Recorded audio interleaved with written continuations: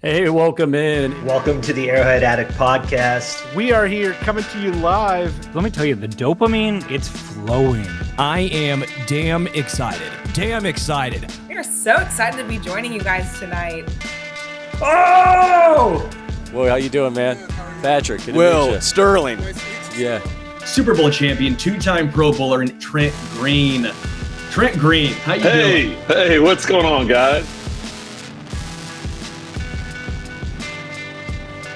Oh, he picked it up! He picked it up! He's gonna score!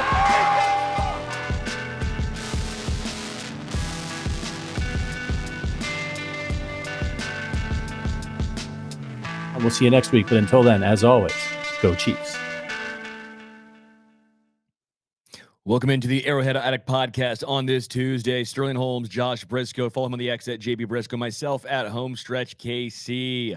A lot to get into today. Brisco seemed enthused to talk about a few things. He sent in a nice little text, and the enthusiasm was bouncing through the text waves. Brisco, how are you? Terrible.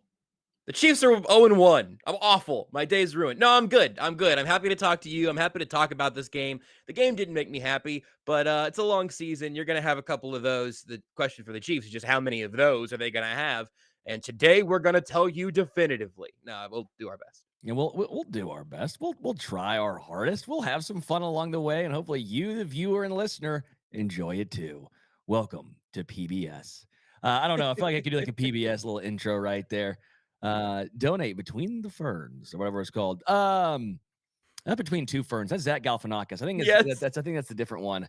I think my PBS was maybe a little different than most PBS growing up. I was watching Zach Galifianakis instead. All right.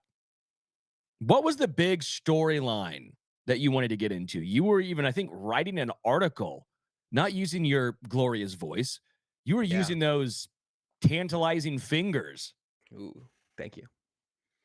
I've been talking, I've been typing, I've been thinking, I've been writing. And obviously, to lose week 1 against the Chargers, multiple things had to go poorly. Multiple things had to go worse than expected. There are several things from this game that I do think is interesting. Like the Chiefs basically afterwards just saying like, yeah, we came out flat. Whoops. Is sort of bizarre considering how their last season ended and the stage they were on. But like weird things happen.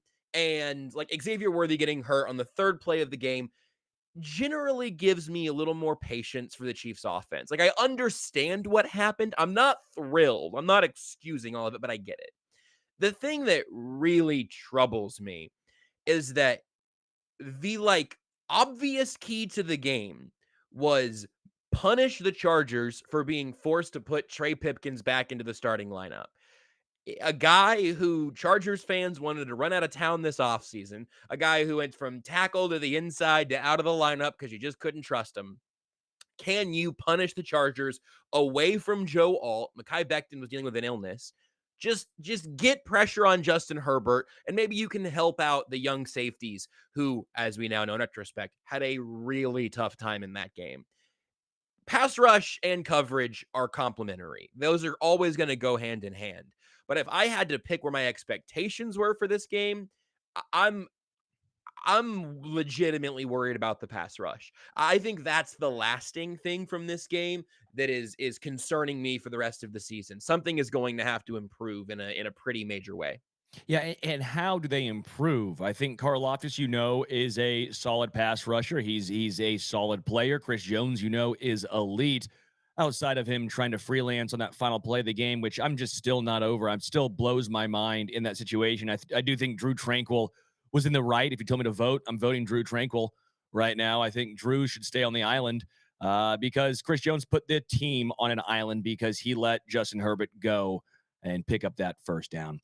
But you know what, I can give you a tiny bit of devil's advocate on that because I do think it's really interesting. I think it's a good topic. I saw your Instagram reel. I don't really disagree with anything you said. You want just like 30 seconds on the Chris Jones thing? Are you going to say that you thought Mike Dana should have gone on the outside? No, on that play. No, I think on that play, I think it was pretty straightforward that Chris Jones had contained and went to the inside. Correct. I'm not here to argue again. Like this is something where I'm just trying to give you like a little 20% of something over here, just because I think it's multifaceted. Chris Jones tried to make a play on that play, and it led to him abandoning his responsibility. Justin Herbert saw that because he's a good quarterback, and then Justin Herbert punished the Chiefs for Chris Jones abandoning his responsibility on that play. I think that seems pretty cut and dried. Chris Jones said as much, right? So I'm not speculating there, and I'm not making excuses for Chris Jones with what I'm about to say, to be clear. I do also acknowledge that Chris Jones was on the last defensive drive of the day when no one else on his defensive line had made a play. And he did beat his guy. Now, did he beat his guy? Because maybe his guy was like, hey, I'll let you win on the interior, because we know you have contained by alignment here.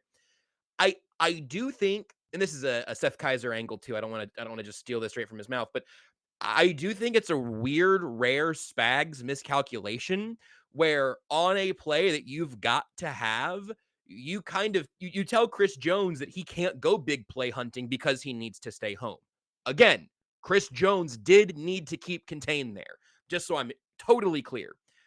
But I would have preferred that not be Chris Jones's job on 3rd and 14 with the game on the line. I want Chris Jones to have his chance about who he's going up against and how he gets from point A to point B in exactly those moments. And I think you got kind of a desperate and ultimately costly attempt to make something happen there from Jones after a very frustrating 58 minutes or whatever of football that we had seen there. So that I just think that's really I think it's interesting, and I think it's a really good microcosm of all the things that went wrong there. And again, I think everybody can take some blame. Yeah, I would have had him on the inside. If you want him to do that, that has to be done on the interior, not on the outside. Which again, Aminahu wasn't bringing anything. Mike Dana not bringing anything. Ashton Gelati was maybe the only guy that brought something at some point, and he almost got a safety on Justin Herbert, which was nice to see. Didn't get a ton of run in this one. I believe he had a minor injury at some point in this game that had to come out. And then he came back, yeah. So you're right. I think my lasting takeaway from the game in a negative sense is this defensive line is not good. Yeah. They're not good. And I don't know where they go from here. It's not like there's a whole bunch of guys just sitting around like, oh yeah, let's go. Oh, look, there's a guy. And then you see Joshua Uche look really good for the Eagles week 1. And you're sitting here going, well, why the bleep wasn't that happening last year? He couldn't even see the field. I get the schematics. I get scheme. I understand all of that. And that does play a factor. But it all lends itself to, can they not scout? Can they not identify? Can they not develop? Because they're the same guys that said Uche can't play here, who looks really good on a good Eagles defensive line, who said FAU's a first rounder. I mean, there has to be some sort of conversation here of they've struggled to identify and develop talent on the D-line, sans Chris Jones and George Karlaftis. And by the way, Karlaftis, kind of like the offensive line, came in, I don't want to say a finished product because he was coming over from Greece and young, but he was a guy that had a higher floor than I think a lot of dudes coming out of college. I think that's pretty fair. I think when this is the frustrating thing, and like if I was gonna point a finger, or honestly, I guess if I was just gonna ask a question to Brett Veach about the pass rush right now, like truth serum stuff, not like press conference posturing or whatever, but like ask me. We'll do it. We'll role play here. I'm Brett Veach. Ask me. Hey, guy with the solid hair and the Hawaiian shirt. You. Appreciate that, Brett. Hey, I was just curious. You had some issues with the 4-man pass rush beginning of last year, and kind of worked around it later down the stretch too. But this year's pass rush group is pretty much the exact same group you had last year, plus a couple of rookies who you don't want to put a ton of pressure on. What was the logic behind kind of running it back with the D-line group that you weren't really impressed with last season? Oh shoot, haven't talked to Rick yet, and Andy handles that. Man, I tried to really nail my side of it, and you did nail yours. Like that really is my question. Is a lot of this, like, look, I think we could have an eventual conversation about like the Nick Bolton contract, the Christian Fulton contract, and the Justin Reed contract. three, like, not exactly, but relatively similar deals with some similar guaranteed money, similar AAV, and you pick two, right, for this defense. I wonder about Justin Reed being in this defense, but if you told me that in week 12, Jaden Hicks looks like a starting NFL safety, I wouldn't be shocked by that. I think that that's still on the table, even though he had a pretty disastrous week one. If you told me that Shamari Connor by the end of the year moves back to safety and gets out of the slot and Spag starts giving Trent McDuffie that responsibility again, and the defense improves, I'd get it. I'd be like, okay, that makes sense that you get there. To your point from a minute ago, I don't know what the pass rush improving really looks like. I think they paid George Karlaftis with the idea that he had another gear coming at some point. I don't know if that's right now, or if they're thinking that there's something in another year or so, but the sooner the better. We know what Mike Dana is. Charles Omenihu is as healthy now as he's been in quite a long time. Need to see a little bit more out of him in that front. Again, the season's still very, very early, but I don't want to sit here and put Messiah pressure on Omar Norman Lott and Ashton Gelati. I think if they come out and they are playable as rookies, I think that's a success. Because, I mean, it's just very hard to be a rookie at the NFL level. My expectations for rookies are really, really low outside of the top, like, 40 picks or something, just because it's hard. So if those guys can be in the rotation, that's a success. You shouldn't need one of them to be a starter for this defense to get some teeth again. And there just weren't any in that pass rush against the Chargers. And now you got Jalen Hurts, who I believe can use his legs some. Probably Russell Wilson, who even in Denver could use his legs against the Chiefs a little bit. And then Lamar Jackson. And I'm worried about all those matchups. Yeah. This is not great. And I see Kelly talking about, we were talking about the rookies we draft on the line being good. I'm lost. No, Gelati looks solid, but he played 16 snaps. Yeah, and Omar didn't play, man. Like, I don't know what we're talking about. Like, Omar's been, this isn't his fault. He's been nursing an ankle injury for like 2 months. I mean, I don't think putting pressure on the guy who hasn't gotten on a field yet is unfair. No. So what I'm talking about is I'm with you. I'm guying the commenter, I think. No, I think what he's saying is, we said that Ashton Gelati looks solid, and in my identifying, developing rookies and talent on the defensive line. My thing is way too early to say Gelati is an obvious hit. Way too early to say anything about Omar Norman Lott. I think, again, it's very reminiscent of the offensive line. It's almost a trench factor here where it's, if you are developed coming out of college, we've seen success. You've been fine on this Chiefs offensive defensive line. If you are looking for someone to develop dramatically, I don't know if we've really seen that outside of a handful of, make the case for, again, Andrew Wiley, Nick Allegretti, and maybe you go with Mike Dana. Like, that might be the guy you look at as the fifth rounder who became a viable, again, Dana is almost the equivalent of an Andrew Wiley in that regard, right? That's kind of the comp there. They haven't had a guy where you're like, okay, so he was a fourth rounder, and Tano Passanio, who got a sack yesterday, by the way. He did. I know, it killed me. I love Tano Passanio. He's still the guy I talk about when I tell people why they should go to training camp. Just because I remember standing, 3 feet away from him and going, like, oh, that's just a different species. I don't know, man. This dude just carved out of marble. And so you have, that situation. BJ Thompson, not all his fault, and that was a late round flyer. That was a little different there. But you have Tano Passanio, you have Joshua Kando, you have Breland Speaks. I'm not asking for all of those to hit, but those all aren't just 6th round flyers. Those were some investments put in, a couple of second rounders and a 4th rounder, right? Yeah. So that's kind of where my long-term concern / outlook is in regards to this. Again, similar to the offensive line. I'm not saying you're going to hit every time, but hitting once would be nice. That's all I'm saying. And that's one of the reasons they're where they're at now. I mean, again, I know he's hurt, and I don't feel good piling on guys who pretty clearly haven't lived up to their draft slot. But if FAU was a starting caliber defensive end, this room looks totally different. They probably don't spend that money to bring back a Minahu, or they all have a slightly smaller role because Karlaftis and Felix can be that guy. Karlaftis, I think universally we can all agree, was like a successful first round pick. And again, they just extended him this offseason. But at some point, for that level of guy, you need them to be guys who can win one-on-one matchups consistently and or make defenses pay attention to them as the force that Chris Jones is. I'm not saying Karlaftis needs to be the next Chris Jones, but that's kind of what they're selling you on, like the length of his contract and when that money kicks in. And he wasn't beating Trey Pipkins. That's a really rough day at the office. Yeah. All right. We're going to do something here. We're going to talk Underdog, and then we're going to talk about the defensive line. Not the defensive line, the secondary in particular. We'll talk about the wide receiver room. I want to talk about the offense. I want to have some optimistic conversations as well with the offensive line, as well as Patrick Mahomes. There's a lot of stuff I still want to get into with you, Brisco, but I do want to talk about Underdog first and foremost because football is back.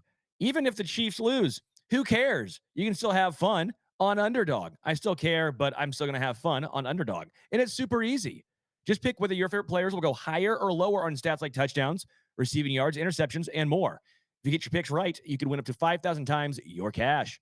You can play with as little as $1. So what we're going to do right now, all right, for Thursday Night Football, we're going to go through and we're going to make my Underdog lineup, okay? Quarterback, pass yards, higher or lower, Jaden Daniels 225, Jordan Love 227.5 for both. Are you asking me are you picking one of them each? Yeah, pick one. Which one do you like better? Higher or lower on Daniels or Love? Daniels, I don't know what they're playing. I haven't looked at the schedule yet. You tell me. Hold on. They're playing each other on Thursday Night Football. It's Washington and Green Bay. This is why I'm doing these two particular people. Love higher. Love higher. Okay. Always love higher. Rush yards. Josh Jacobs, 78.5. Jaden Daniels, 46.5. Austin Eckler, 21.5. Krosky Merritt, 42.5. Seems like old Bill's getting some love. You want to go Bill over? Let's go Bill over. Higher. And then we'll do receptions. Let's get one. It'll be easy. McLaurin, 4.5 receptions. Didn't look good. Deebo Samuel over 4.5. Austin Eckler over 2.5. Romeo. I kind of like the Eckler higher. Or maybe you go Deebo lower and you say, hey, I don't think he's getting all those. No, we're bouncing back. I liked your first takeaway on Eckler. So cool. We're going to throw some down, and that's how you do it on Underdog. It is that easy. Just that easy. That's literally how you do it. We did it right now. It is that easy with Underdog, and you too can do this on Underdog. If you download the app today and sign up with the promo code Arrowhead Addict to score $50 in bonus funds when you play with your first $5. That's promo code Arrowhead Addict. Millions of fans have already won billions making picks on Underdog. Will you be next? Underdog. Make picks, win money. It must be 18 plus, 19 plus in Alabama, Nebraska, 19 plus in Colorado, 14 games, 21 plus in Arizona, Massachusetts, and Virginia, and present in a state where Underdog Fantasy operates. Terms apply. See assets.underdogfantasy.com/play and get terms_DFS_.html for details. Offer not valid in Maryland, Michigan, Ohio, and Pennsylvania. Concerned with your play? Call 1-800-GAMBLER or visit www.ncpgambling.org. In New York, call it 24/7 Hope line at 1-877-8-HOPE-NY. Text HOPE-NY 467-369. High degree of difficulty on that one. I'm going to give you an 8.2. The one word that I think got me was Virginia for some reason. I think Virginia got me. You made a good effort out of it. You know, again, I'm giving you extra credit for the high degree of difficulty and not dinging you too much. I think it's a very, very reasonable effort. Okay. Let's get into the secondary because yikes. Yeah. I also don't understand the thought process on a lot of it because Shamari Connor has started to become Dan Sorensen in a way that we all see. He's a fine player. He can be a useful player. He's probably not an every down player, but Spags is going to use him every single down. He played every snap but one. We all see, yeah, he probably has a role as a safety on this Chiefs team. Wait, you mean you're going to play him in the slot and go up against all these guys that are much faster than him every single down? Color me shocked that he got beat. Like, this is where there's some disconnect. Now, I will also point out, we found out Jaden Hicks did not look good at all. He looked brutal game one. And we were all wondering, well, we heard last year and a lot of his offseason, oh, Jaden Hicks is the new Justin Reed. That is what he's going to do. That is who he's filling in for. And then he was the backup. And then we saw him in the game and we go, oh, I kind of see why he's the backup. Brian Cook was okay. I think Brian Cook's been okay, but this is now becoming a interesting conversation to be had of why do these secondary players, mostly safeties I'm talking about, look so good as a rookie? And then they go into their next year and it does not look the same. Like part of it has been injuries, right? But this goes back to Juan Thornhill. Looked really good as a rookie and then plateaued. Brian Cook looked phenomenal as a rookie. Injured, of course, but has plateaued. Jaden Hicks looked really good as a rookie, one game, but that doesn't look like a promising start, and he wasn't even the starter. Shamari Connor looked like his best as a rookie, right? So I think there might be a conversation to be had there as well. I don't know if it's a smaller sample size, then you put them in as a larger role, and now they're getting overexposed. But I think there's something to at least acknowledge when it comes to the Chiefs secondary and specifically the safety room. Yeah, my hunch there, you mentioned the word I was thinking is I think it's a role thing. I think that Jaden Hicks looks a lot better as Justin Reed's running mate than he does having to run the defense in the way that Justin Reed did it. And you've got to make those decisions as you come and go. It's honestly what makes the Connor Sorensen comparison so baffling, because it's not like Shamari Connor's not always in the right space a step slow. He's often in the wrong space a step early. Like that just sort of seems like the violence where he arrives places. And there's so much miscommunication and so many collisions in the secondary. So yeah, it's why I mentioned Justin Reed's name at the very beginning of the show, because I couldn't help thinking, well, if Nick Bolton can have all this extra value because he understands the defense so well and he keeps everybody aligned and all of that, what extra value was Justin Reed bringing? And would that have been worth $10 million against the cap the next couple of years? And I do think the split for Trent McDuffie was that of his 65 snaps, 45 of those 65 were on the outside, 11 in the slot, and then 9 in the box along the D line. And those could also be slot snaps. Depends on how those get charted.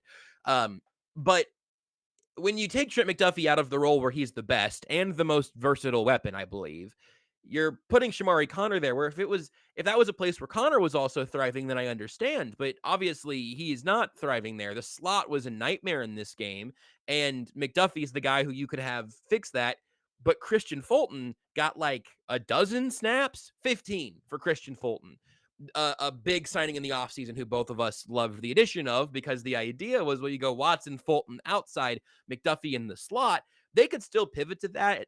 I know Fulton wasn't out there for training camp and almost any of the preseason, but he did play in week 3. He played a lot in week 3 of the preseason, which leaves me asking, like, what is Spags' ideal version of this defense, like lineup wise and personnel wise? It seems to me like his ideal version of the defense includes a lot of Shamari Connor, a lot of it as a slot cover player too.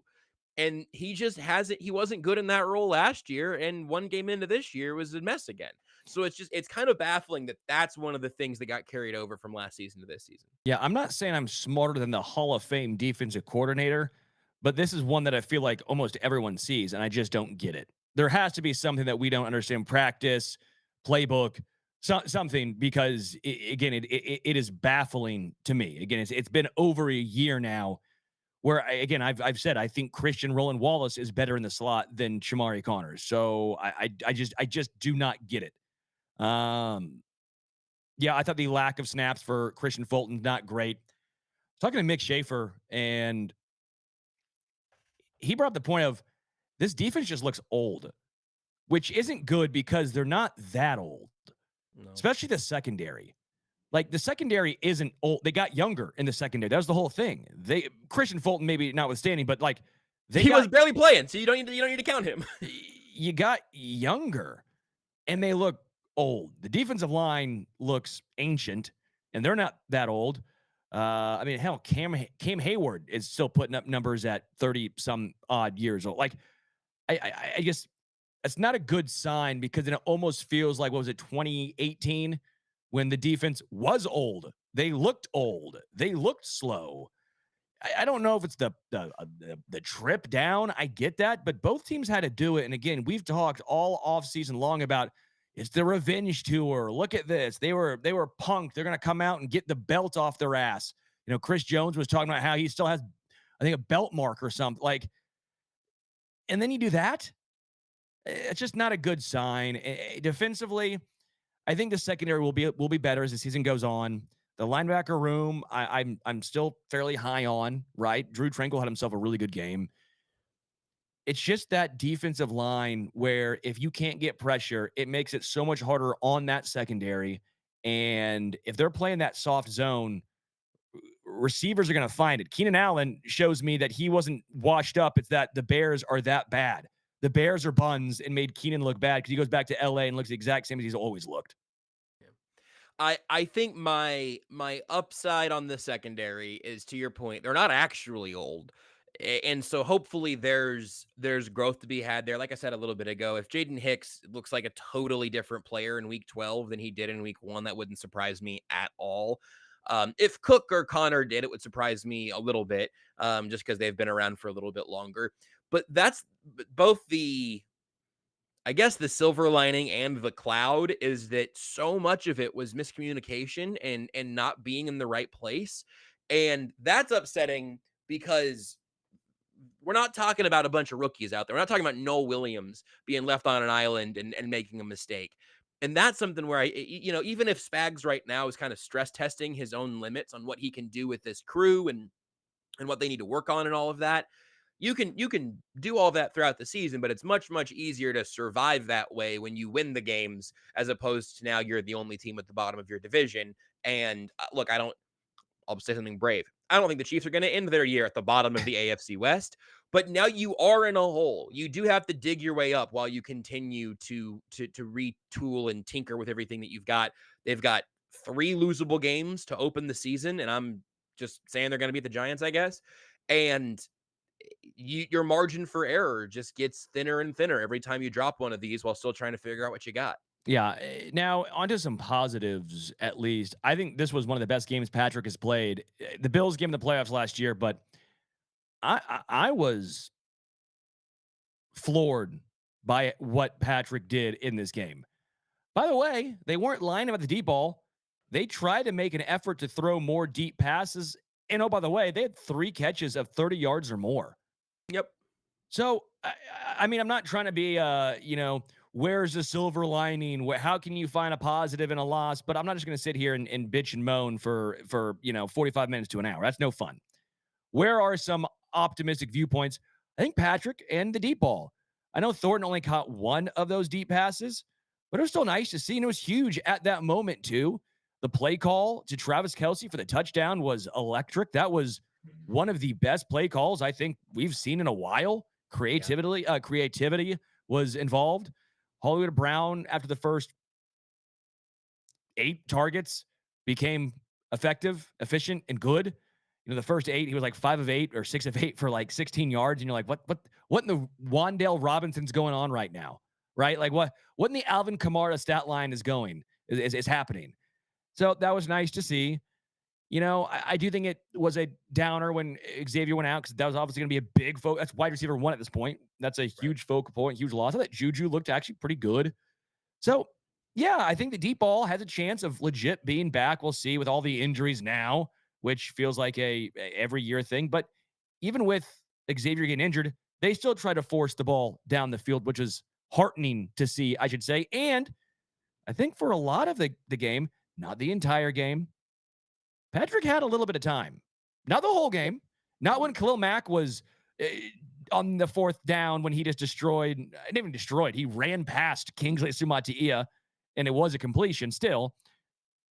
The offensive line, when they weren't a penalty factory, held their own in pass pro. Yep. Yeah, I'm totally comfortable with that. Obviously, all the penalties are not a way to live. Juwan Taylor had an unbelievable number of them. I think one of them was probably ticky-tack. The other one seemed legit. And the same deal with Josh Simmons. Hey, man, first start, that's about the performance you turned in. I'm good with it. You stay on this track right now of being a very confident starting left tackle a few weeks into the season. And even like you said, Kingsley obviously got absolutely olayed on, the most impressive highlight of the game. His whiff necessitated the most important highlight, most amazing highlight of the game for Mahomes. Chestnut checkers, baby. Yeah, exactly. He inspired Mahomes to make this incredible play. But I feel like I've not gone back to just like chug through Kingsley snaps, but I think he was all right. And I'm willing to chalk that up as a win. You're right about Mahomes. It was an unbelievable individual effort from Patrick Mahomes, and it's really frustrating that it got wasted the way that it did, because ultimately, look, if Harrison Butker makes his extra point and Hollywood takes that deep ball into the end zone, there's like two things that go slightly differently. The game is tied at the end. Now, you still got to get a stop against the Chargers. Were they going to do that? Probably not. But it is kind of amazing to think about how thin the margins were in a game that the Chiefs kind of got trounced through much of. And that's a Mahomes effort. It's interesting to me. We know, and we've talked about plenty, Mahomes' legs, especially like in the playoffs in December and January. If it's a gotta have it moment, Mahomes can get it just with his feet in a way that it's not a part of the day-to-day game plan, but it is something that's in his bag. It's not good that he had to do that in week 1. That's not typically when you want to have that, like, in case of emergency, break glass kind of offensive pivot from Mahomes. But I'm not losing sleep over it because we all saw what happened. Wide receiver 1 got suspended a couple of weeks before the start of the season. They had time to game plan that. So that's, they knew that was coming. And then I assume, build a game plan around Xavier Worthy, and you have him for all of 3 plays. So the degree of difficulty goes up again against the Eagles. It'll go up again, as long as they don't have either wide receiver 1 or wide receiver 2. But I thought the second half for Hollywood was encouraging. I think you can cobble together the offense that way, knowing what you're working with in terms of the run game and your pass catchers and Mahomes. But it was a great game from Mahomes. I just can't believe that he, I think correctly, felt the need to lead into a hit to try to bring a little bit of fire to the Chiefs offense. That part is still bizarre and pretty disconcerting to me, but what Mahomes did with the ball in his hands was, it's not the best game he's ever played, but it's about as impactful as we've ever seen him be as a one-man wrecking crew. He was back on his broomstick because he was a magician. Is that anything? I hated it, but it was something at least. It sure was. And I think impactful might be the right way of putting it. And I see Jeremy says, I don't get this. Mahomes had a great game talk. 16 incomplete passes, overthrown balls, run of the pie. I said the first half wasn't great. Jeremy, I'll tell you, the one thing you missed is just go watch the game, and I think you're going to come back with a new opinion. Yeah, I mean, that second half, he was outstanding the second half. What was he supposed to do? Yeah, the first half, I'm like, okay, yeah, first half, Patrick doesn't look great. Second half was near perfection from Patrick. I mean, if you put, I don't know, I was going to say Tua, but Tua might be the worst quarterback in football right now, so maybe not him. You put Sam Darnold on that Chiefs team, they put up 3 points. I think this is about right. Yeah, I'm not picking like Tyler Shuck or Spencer Rattler or Tua. I think there were probably 3 quarterbacks who could have kept the Chiefs in that game on Friday, and it's Mahomes, Lamar, and Josh Allen. And I'm picking those 3 because they could do the scrambly thing. Just like, all right, I guess I'll do it myself. I mean, it's an incredible individual effort from Mahomes. I just don't know what to tell you guys. Yeah. On the money. Appreciate the super chat there on the money. Good news. Chiefs couldn't block, run, catch, kick, cover, and down 3 wide receivers. Herbert had best game of his career, and Chiefs still could have won it at the end. Yeah, it's a good viewpoint of putting it. I'm kind of with that. Like, I do kind of think there's something to that. It sucks to be in the hole, but they were right there. I don't think that's that bad of a take. Like, I don't know if the Chargers had their best game ever, but it was pretty darn good. It was a nice game from the Chargers, and Herbert looked outstanding. I think the Chiefs probably played a D+ game, and the Chargers probably played a B+ game, maybe even an A- game or so. I think that's they had a couple mistakes. Obviously the free 3 points at the end of the first half, but again, Butker still had to make a 59-yarder with a non-kicking ball. They had to use the actual ball they used in game. Like, there were still some things the Chiefs did to make some fortune go their way. But I think that's not a bad call. Overall, with the offensive line, they're too highly paid to be that bad in run block. Like, they're too highly paid for Juwan Taylor to be the most penalized player in the NFL. They're too highly paid for the conversation of Creed and Trey Smith, which is now the Trey Smith conversation with his contract, to where they can't get any push running the football. And I get Pacheco is not going to be the best help for that, but that's why you pay the offensive line, right? Because that should be able to make holes open up for everyone. Like, I get this. I understand, but we still have the same conversation of this offensive line, as individually as talented as it feels like a lot of them are. The overall results just quite aren't there. And on Sunday, it was quite frankly in the run game. I would have gotten this wrong if I would have said this without looking at the box score. Do you know how many yards per carry Isaiah Pacheco averaged? Yeah, it was 5. It was 5 for 25. Yeah. They had 10 carries to running backs in this game. I don't know, man. I really don't. This is not a pushback on your O-line thing. I did see it somewhere that like they ended up having in some sort of grading out, and I can't even cite my sources on it now, so take it with your grain of salt. But like they had like a slightly above average pass blocking day and a slightly above average run blocking day, if I read the chart correctly. And I thought, oh, that's good to know, I guess. But I never saw like the seas never parted for Isaiah Pacheco, right? And it seems like the way that Isaiah Pacheco runs, that's kind of what he needs to end up having like a chunk run. 10 carries. 10 carries for running backs, huh? 10? It's 10? The number's 10? Look, man, I'm not a run the ball for the sake of running the ball for no reason truther. We all know this. I also am curious, like what an Isaiah Pacheco run with like Mahomes under center, little I formation, like a little play action. Seth's also been banging the drum on this one, but like I would like to see that, I guess, because there are worse offensive lines with very similar running backs around the league getting better results than the Chiefs are getting right now. And defenses still know the quarterback is Patrick Mahomes. Like that's got to play in to where you can never just like teams should be excited when the Chiefs run the football because it means Patrick Mahomes isn't dropping back. And they just can't, the team holistically. And I'm making this just because I don't really know. This is a question to ask for the next several weeks. Coaching staff, running backs, offensive line. The running game isn't working.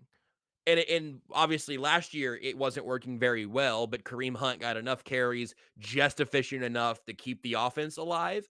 I was really surprised that Isaiah Pacheco got 5 carries in this game. And I don't believe that it's an instant fix, but it's, I mean, this is, tale as old as time of Andy Reid kind of getting away from the running game early on and never really wanting to revisit it. But I did think that we would see more football running and better football running to open up this season. I was surprised by 5 carries for 41 yards from 10 carries for 41 yards from your running backs. Yeah. Again, just Mahomes had more carries, yards, and touchdowns than all of the running backs combined. Not great, Bob. I mean, that's wild. I don't know why I'm bewildered, but I thought the Chiefs, and this is on me for even thinking that they might try and run the football a lot to try and help and ease Kingsley Suamataia into it. No, that's dumb. That's on me. That's on me for everything the Chiefs might, because I go, they've done it before with Clyde and against the Bills, but no, that may just be the outlier to like the exception that proves the rule. That might be the Clyde running against the Bills game. That might be the exception that proves the rule. On the other hand, the Chiefs' run defense was really good in this game. Another thing that I was not betting on necessarily. Amari and Hampton, 15 for 48. Najee Harris got a carry. Chiefs' run defense did all right. The way the running game went in this matchup is the exact opposite of how I thought it was going to go. I thought both running games would be like pretty effective.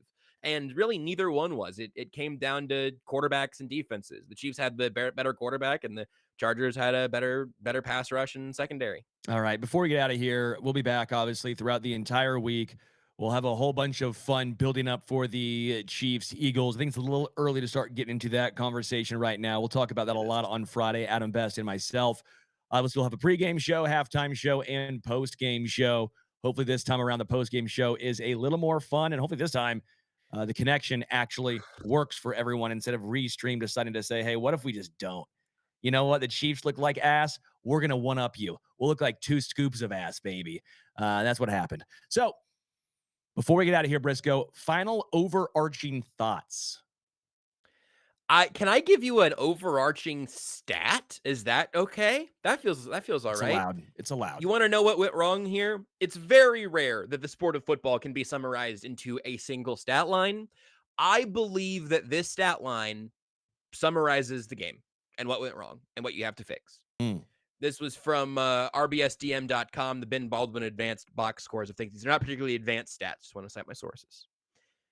The Chargers had an 86% success rate on 3rd and 4th down plays against the Chiefs. They went 12 for 14 in successful plays. It doesn't mean they converted them necessarily, but if you got to 4th and 1 in a go situation, still successful, right?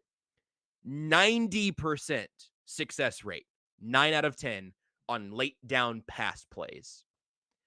10 times the Chargers dropped back to pass on 3rd or 4th down, and 9 of those 10 times they had a successful play out of it.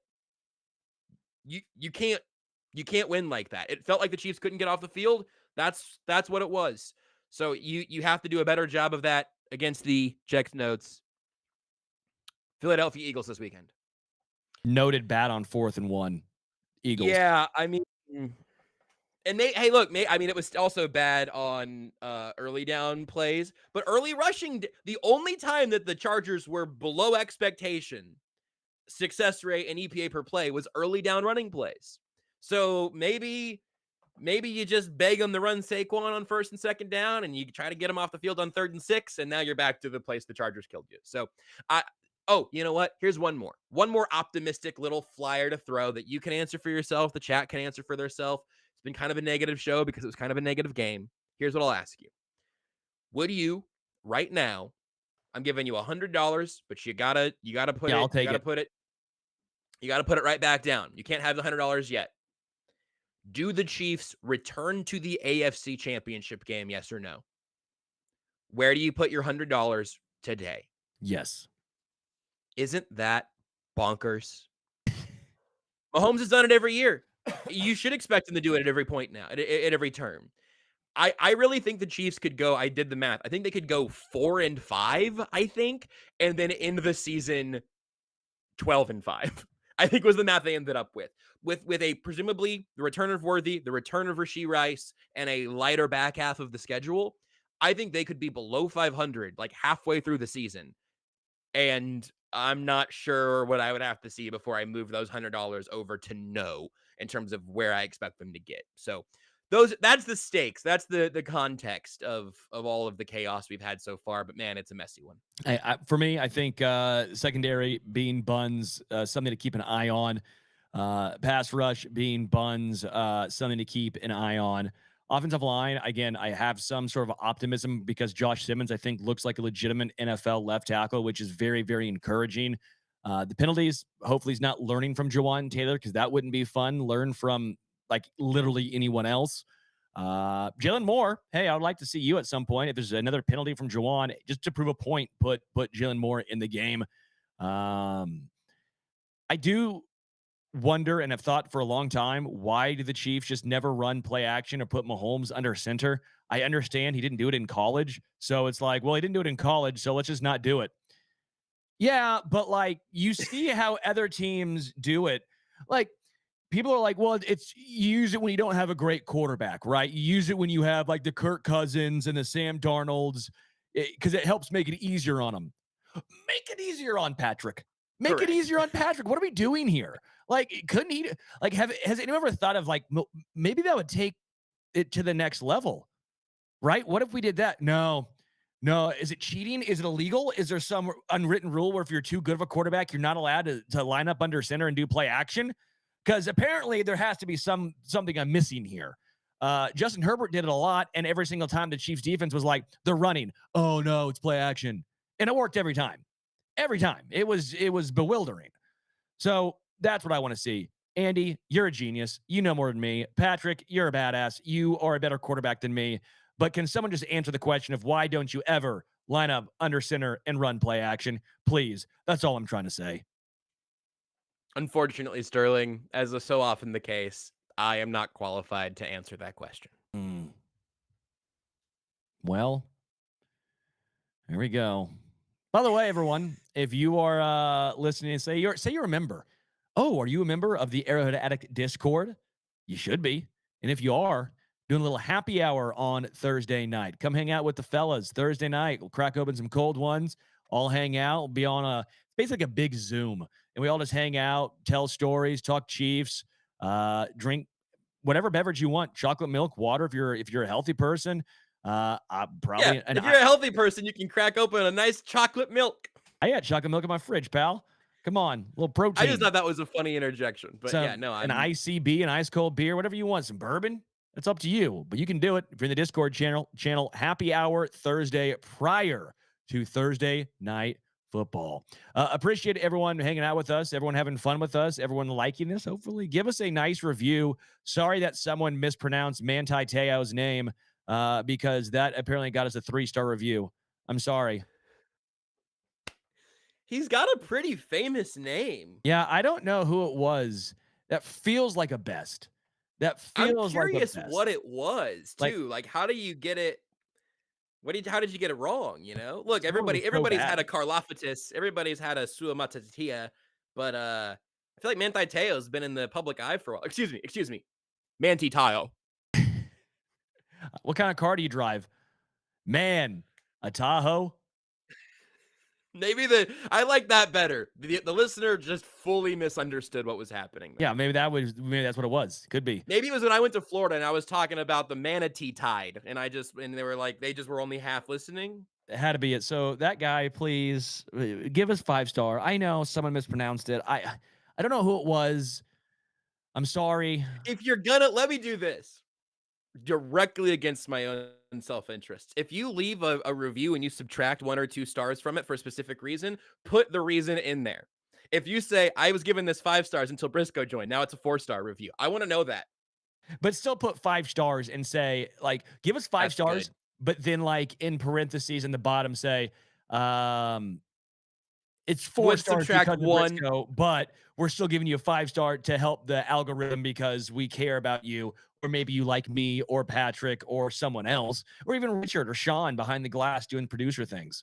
5-star review, parentheses, this is a 3-star review of Sterling's mustache, but a 5-star review in Apple Podcasts. Yeah, why is my mustache so bad all of a sudden? I don't know what happened to it. It's like my mustache has gotten worse. Well, I don't actually believe that. It's very dark right now. I will say, and I don't want to prey on any self-consciousness of you or anything, but it looks like both sides of your mustache are starting to run away from each other a little bit.